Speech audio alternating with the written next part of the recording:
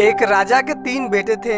राजा के मन में एक दिन ख्याल आया कि वो अपने तीनों बेटों की परीक्षा ले, और जिससे उसे पता चल जाएगा कि ये सभी उसका राज्य संभालने के लायक हैं कि नहीं। उसने एक दिन अपने सभी तीनों बेटों को बुलाया और कहा कि तुम तीनों अलग अलग मौसम में जाओ और पता करके आओ कि नाशपाती का पेड़ कैसा होता है, क्योंकि वो हमारे राज्य में एक भी नाशपाती का पेड़ नहीं है। तीनों बेटों को जब ये बात पता चली तो एक बेटा एक मौसम में, दूसरा बेटा दूसरे मौसम में, तीसरा बेटा तीसरे मौसम में गया, और तीनों ने अपने अपने तरीके से नाशपाती के बारे में जानकारी ली और अपने पिता के पास वापस आए।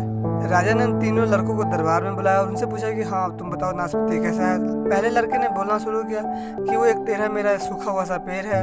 इस पर दूसरे बेटे ने उसकी बात काटते हुए कहा कि वो तो एक हरा भरा पेड़ है, पर फिर भी उसमें लगता है कोई कमी है, जिस कारण उस पर पेड़ पौधे में फल नहीं है। इस पर तीसरे बेटे ने कहा कि शायद आप गलत पेड़ देख कर आए हो, क्योंकि जब मैं उस नाशपाती के पेड़ को देखने गया उसमें बहुत सारे फल लगे हुए हैं और एक भरपूर पेड़ है। तीनों बेटों में बहस होने लगी कि मैं सही बोल रहा हूँ, मैं सही बोल रहा हूँ। इस पर राजा ने उन तीनों लड़कों को अपने पास बुलाया और कहा कि तुम तीनों सही बोल रहे हो, कोई झूठ नहीं बोल रहा है, इसीलिए मैंने तुम्हें तीनों को अलग अलग भेजा ताकि तुम मौसम को साथ साथ दुनिया में क्या है उसके बारे में तुम जानकारी ले सको।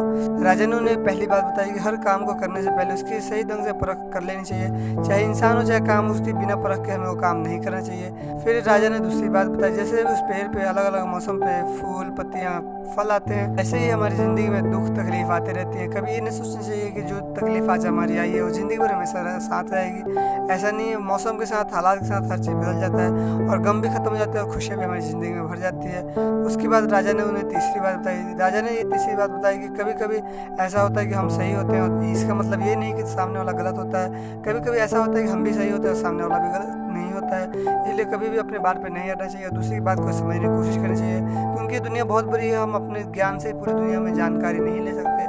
हमें अपने ज्ञान को बढ़ाने के लिए दूसरे की बात सुननी चाहिए और उसे समझने की कोशिश करनी चाहिए। अगर ज़िंदगी में हमें कभी कुछ समझ ना आए तो अपने से ज़्यादा समझदार से बात करने में हिचकिचाना नहीं चाहिए। तीनों लड़कों को ये सारी बात समझ आ गई। राजा को भी इस बात की संतुष्टि हो गई कि उसके सभी बेटे इस लायक हैं कि वो उसके ना रहने में भी राज्य को संभाल सकते हैं। आई होप आप सबको ये कहानी अच्छी लगी होगी। कहानी कैसी लगी हमें कमेंट करके जरूर बताएं। वीडियो अच्छी लगे तो इसे लाइक करें, चैनल को सब्सक्राइब करें। मिलते हैं अगली वीडियो में।